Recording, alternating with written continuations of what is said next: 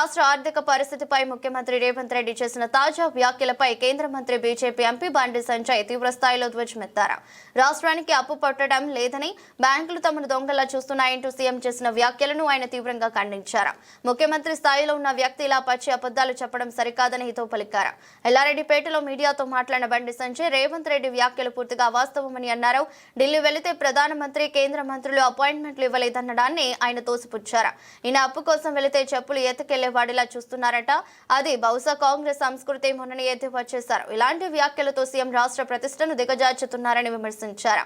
ప్రజలకు, ప్రభుత్వ ఉద్యోగులకు ధైర్యం చెప్పాల్సిన ముఖ్యమంత్రి స్వయంగా రాష్ట్రం దివాలా తీసిందంటూ వారిలో భయాందోళనలు రేకెత్తించడం ఏమిటని సంజయ్ ప్రశ్నించారు. కుటుంబ పెద్ద ఇలా నిస్సహాయత వ్యక్తం చేస్తే పరిస్థితి ఏంటని నిలదీశారు. కాంగ్రెస్ పార్టీ ప్రభుత్వం నడపలేమనే స్థితికి వచ్చిందని, చేతులెత్తేసిందని ఆయన ఆరోపించారు. ఓట్లేసి గెలిపించిన ప్రజలను గాలికి వదిలేసినట్టుగా కాంగ్రెస్ వ్యవహరిస్తుందని అన్నారు.